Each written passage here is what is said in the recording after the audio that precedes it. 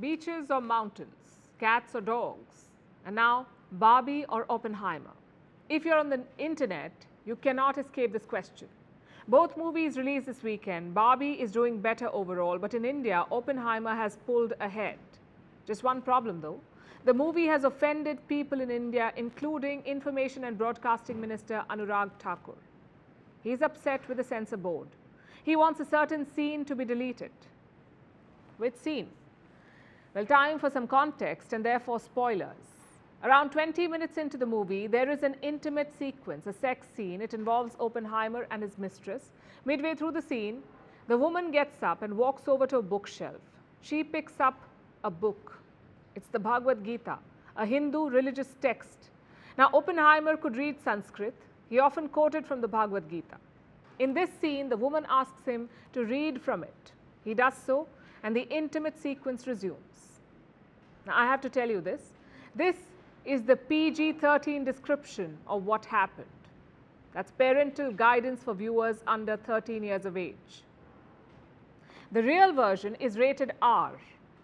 It's very explicit and provoking.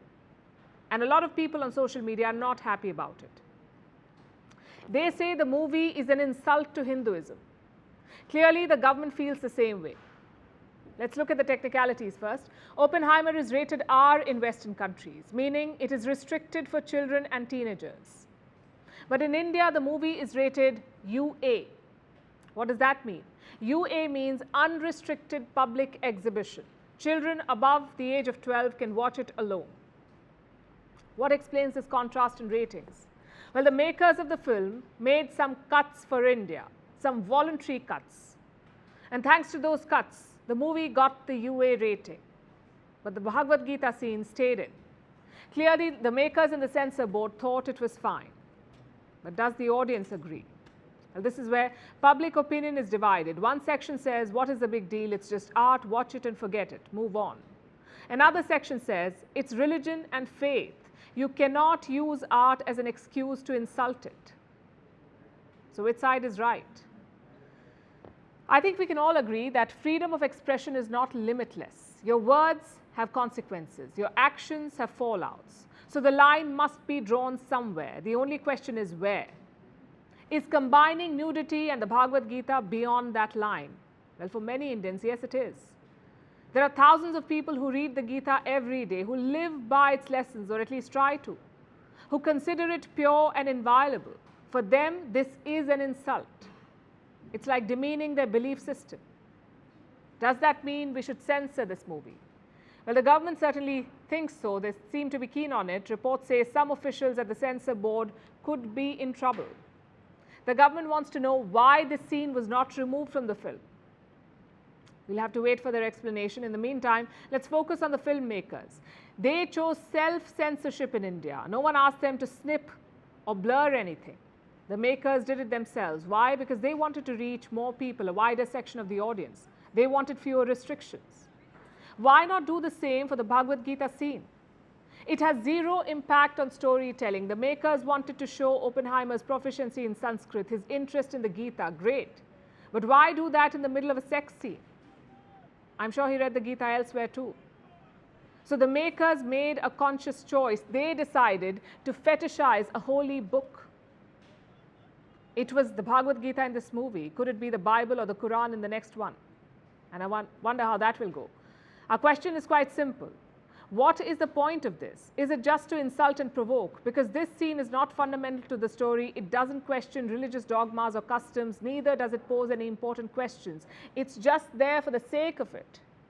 And we get that movies have always pushed the limits of what is acceptable, sometimes with great results. They've questioned blind faith. They've ripped apart oppressive customs. But all of that had a reason. It had logic. In this case, there seems to be none. While writing any scene, filmmakers usually ask questions like, why is this happening? Why is the character doing what he or she is doing? In this case, the question seems to be, why not? Why not fetishize the Bhagavad Gita? Why not provoke? Well, this provocation for the sake of it is problematic, and it can be a slippery slope on matters of faith and insensitive societies. So what's the solution? Maybe try to understand Indian sensitivities better. See it as more than a big market for your movies. Try to understand the pulse and respect the faith. If not, this won't be a one-off. As for the Censor Board of India, they have questions to answer. Their job is to strike a balance, promote art and expression, yet ensure that no one is insulted. I'm not saying it's an easy job, but they signed up for it, and in this case, they've messed up. What's the easiest job in the world? It's not a trick question. The answer is an expert. Don't ask which field or what discipline, just nod and move on. Some of these self-proclaimed experts also cover geopolitics. They write op-eds and dish out advice. Let me introduce you to one such piece. It was published by The Economist last week. Look at the headline. What India-China détente means for the West. Our first reaction was surprise. If there was a détente, no one told us. So we read on to find out what it was about. We expected some big revelation to emerge, maybe Indian officials secretly traveling to China, or maybe signing some top secret deal. Turns out there was none of that. In fact, there was no détente. The entire article is a huge exercise in what if. It basically says that America is making a bad bet on India. Why? Because India and China are resolving their issues. Once they're friends again, India will not help the US, not with Taiwan, not with supply chains, and not even with climate change. But like I said, there is no evidence to back this up. This article mentions just two parameters. One is bilateral trade. It reached $136 billion last year. Apparently, that means India and China are friends again. And two, the military disengagement. India and China have held 18 rounds of talks. The article notes that both sides have withdrawn from 5 flashpoints, only 2 remain. These points are presented as evidence, proof of a so-called Himalayan thaw. So let's do something. Let's use the same logic for US-China relations. We'll start with bilateral trade. It reached around $690 billion last year. US-China trade, $690 billion. It's a new record. Trade is rising despite political tensions and a trade war. Second, engagement and talks. 3 top US officials have visited China in less than 1 month. Secretary of State Antony Blinken, Treasury Chief Janet Yellen, and climate envoy John Kerry. Plus 100-year-old Henry Kissinger, he made the trip to Beijing. Does this mean China and the US are friends again? Well, far from it. They're one miscalculation away from war. My point is, India is not the only country talking to China. Others, including the US, are doing the same. In fact, India has more reasons to do so. In 2020, there were deadly clashes between India and China, the Galwan Valley clashes. And since then, both sides have built up their military presence, more soldiers, more weapons, more patrols. And this was never going to be a long-term solution. You can't have 2 nuclear powers facing off constantly, so the de-escalation is not some symbolic event. It was bound to happen. But the article completely misses that point. And there are 2 problems in this report. One, there was no détente. India and China are on 2 different pages. China says, forget the border, let's increase trade and cooperation. But India says, settle the border first, only then can we move on to other things. And this position has been reiterated multiple times, including by the Prime Minister himself. Prime Minister Modi gave an interview ahead of his trip to the United States. Listen to what he said. For normal bilateral ties with China, peace and tranquility in the border areas are essential. Did the Economist not see this, or did they choose to ignore it? I know we've focused on The Economist in this story, but the magazine is not alone. Multiple Western media outlets and think tanks have done the same. Look at foreign policy. Is America making a bad bet on India, they said. It says, New Delhi will never side with Washington against Beijing. Which brings us to the second problem with such articles, the Western blinkers. Indian foreign policy serves Indian interests, not American, not Chinese, not Russian. Why does that surprise the Western media so much? Their governments have broken out of the Cold War mentality, at least some of them have, but they still haven't. They look at foreign policy as bloc politics. You're either with us or against us. India refuses to play that game. It does oppose China, but for completely different reasons. Western media and leaders need to understand that. There is no thaw or détente between India and China. Things are still frosty, and even if there is, Western leaders will have to take a call. Are they friends with India only to tackle China? Or do they see beyond that? India is also the world's largest democracy, an emerging market with a robust industrial base. I'm sure that counts for something. So Western media needs to stop sabotaging India's ties with the West. You can't pass off guesswork as expert opinion. The lead story tonight comes from Russia. Drones are attacking Moscow again. The Kremlin is calling it a terror threat, a terror attack. Today, 2 drones flew into the Russian capital. Their target is said to have been the Russian military. The drones flew towards these structures near the Russian Defense Ministry. One of the buildings was damaged. It's a military university.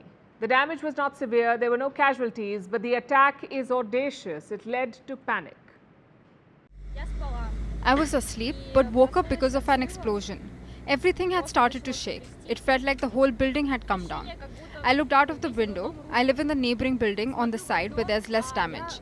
And it felt strange. The damage was so minor. Well, okay, not minor. Any explosion is scary, but it sounded worse than it looked. And it seemed like the whole mall had exploded.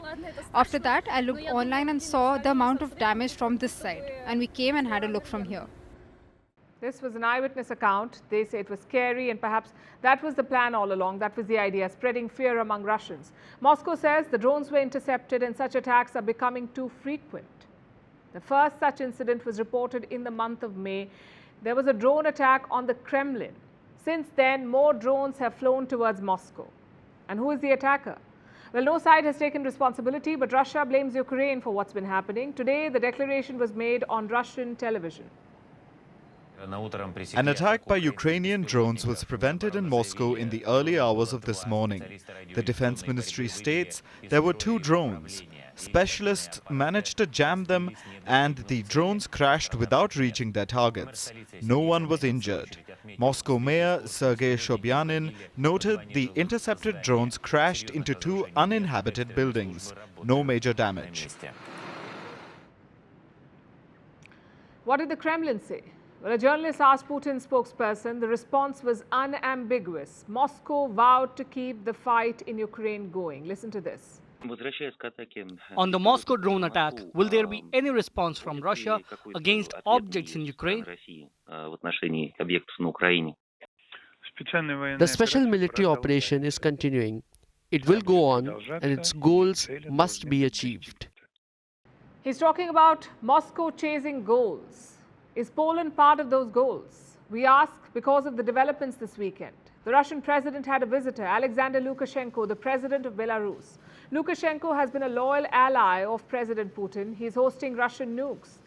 And he has given refuge to Wagner soldiers. This was after an alleged coup attempt by Wagner chief Yevgeny Prigozhin. He tried to dismantle Russia's military establishment. The coup failed and a deal was struck. Lukashenko played the mediator. Prigozhin and his soldiers were exiled to Belarus, and as we speak, some 2,500 Wagner fighters are in Belarus. Lukashenko says they're preparing for another fight, and their target this time is Poland. The Belarusian president shared the war plans with the Russian leader. There is no counteroffensive. What's next? It exists, but it has failed. It has failed and there are no results. As you've said very precisely, they've started involving Poland. The Wagner guys have started to stress, allow us to go to the West. I said, why do you want to go to the West? We are silently watching what is going on. Well, we'll go for a sightseeing tour to Warsaw. That's what they said. Now, this is not the first time that Poland has been mentioned as a potential target. Last week, there was a Security Council meeting in Moscow. Putin went after Poland in that meeting. He said Poland was trying to capture territories in Belarus and that Russia won't shy away from taking action against it. In 1939, Poland was abandoned by its Western allies, was thrown to the German war machine, and formally lost its independence and statehood, which was restored in large parts thanks to the Soviet Union. It was thanks to the Soviet Union, thanks to steps taken by Stalin, Poland got substantial territories in the West German land. This is a fact. Western Polish territories are Stalin's gift to Poland. Have our friends in Warsaw forgotten about it? We'll give them a reminder. We'll give them a reminder, he said. What is Putin so angry about? Polish military deployments. In recent days, Warsaw has been deploying 1,000 soldiers. They're being sent to Poland's eastern borders. This move was triggered by a video. The video showed Wagner troops training Belarusian soldiers. And where do you think that was happening? Near the Polish border. Now, when this video came out, Warsaw began bolstering its defenses, and Putin does not like it. So he's making threats. But is he serious about going after Poland? It's hard to say. Remember, in the past, Russia issued similar threats against Ukraine. They blew hot and cold for years, and then they decided to declare war. Having said that, Poland is not Ukraine. It is a NATO member. And if Russia strikes Poland, it will declare a direct war on NATO. So a direct attack on Poland can be ruled out, at least for now. But using Wagner soldiers cannot be ruled out. They're no longer being seen as an extended arm of the Russian state. Moscow says it has snapped ties with this group. So will a Wagner attack on Poland give Putin plausible deniability? And more importantly, can and will Putin trust Wagner and Prigozhin again to do this? Honestly, we don't have the answers. But when it comes to Putin, expect the unexpected, which is what Kiev is doing. They're not taking chances, and they're going all out. Over the weekend, a cathedral in Odessa was struck. 2 people were killed. The entire structure was damaged. Zelensky has vowed retaliation, but his counter-offensive is not going well. Progress has been slow and gains have been few and far between. Ukraine blames its Western partners for the way things are going. Zelensky says the West did not give them the right amount of munitions and the training needed for this counter-offensive. So the pace of Ukraine's military action has been slow, and now Russia is threatening to hit back. Can Moscow strike a decisive blow? We say it's best to wait and watch. And speaking of messing up badly, Manipur's chief minister still hasn't resigned. His state has been burning since May this year. Mobs are razing entire villages. Women are being raped and paraded naked. But guess what the chief minister is doing? Today he was flagging off trains. I guess riots or not, the show will go on. Last week, a horrifying video emerged from Manipur. It showed 2 women being paraded naked by a mob of men. One of them was gang raped. You can see around 25 people in the video, but the mob itself had around 800 people. And how many has the state government arrested so far? 6. All that talk of strict action has led to nothing. Chief Minister Biren Singh said capital punishment was on the table. Well, for that, you need to catch the culprits first. Honestly, he should have resigned last week. It was under his watch that things escalated. It was his leadership that made things worse. Yet there is zero accountability. And you know what? Don't even listen to journalists or activists.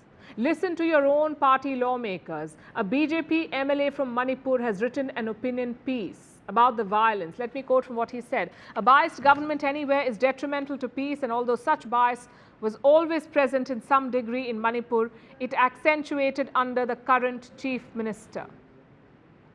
What more do you need? An MLA is placing the blame on his own chief minister. He says the state is helping Meitei radicals. A quick side note, the Meiteis are the dominant group in the state of Manipur. They're facing off against Kuki tribals. The violence has claimed around 140 lives, and last week evidence of sexual violence emerged when 2 Kuki women were paraded naked. This incident happened in the month of May, but the video emerged only last week. Some groups in Manipur say this was not a one-off. They claim at least 7 Kuki women have been raped since May. And what does the chief minister have to say about that? He says it is not true. Only 1 incident has been reported, and that's it. The fact is, the chief minister has no credibility left. The Kuki community does not trust him. His own lawmakers say he's making things worse, and the violence is not ending. If not now, then when will Biren Singh resign? Until now, the violence was limited to Manipur, but for how much longer? The Meitei community in neighboring Mizoram is fleeing, and I'll tell you why. The Mizo share close relations with the Kukis. There's an ethnic bond between them. So after last week's video, things are frosty. Mizo militants issued a warning on Friday. They asked Meiteis in Mizoram to leave the state. And the state government tried to assure them, but no luck. Many Meiteis have already started leaving, and guess who is offering to help them? The government of Manipur. Chief Minister Biren Singh says he could charter flights. I'm sure he means well, but this reminds me of the safety advisory before taking a plane. First, wear your own oxygen mask, then try to help people around you. Someone tell that to the Manipur government. They have help from the army. They have help from the intelligence agencies. They also have hundreds of police officers at their disposal, yet the state is burning. We thought last week's video would have changed things. Maybe the Chief Minister would resign or the police would speed things up. But we were wrong. Only 6 of the culprits have been arrested. The rest are still at large and who knows, maybe terrorizing more women. Manipur and its people are demanding justice, but Chief Minister Biren Singh cannot seem to give them that. You need trust and compassion to resolve such conflicts. The Chief Minister has neither. He's been called a part of the problem. How then can he offer a solution? And now it's time for Vantage Shots, images that tell the story. We're starting with Peru. Anti-government protests have escalated in the country. Women have taken to the streets to demand the president's resignation. Meanwhile, drone footage from Russia shows the world's biggest permafrost crater. It is expanding at an alarming rate because of global warming. Permafrost is any ground that remains completely frozen at 0 degrees Celsius for at least 2 years straight. In Argentina, a woman narrowly escaped a major car accident. We'll show you the CCTV footage. And finally, we're taking you back in history. On this day in 1969, astronauts Neil Armstrong, Buzz Aldrin and Michael Collins successfully returned to the Earth after landing on the moon. They splashed the Pacific Ocean after spending over 8 days in space. And with that, the final leg of Apollo 11 came to a historic end. We call it a wrap. Thank you for watching. We'll see you tomorrow.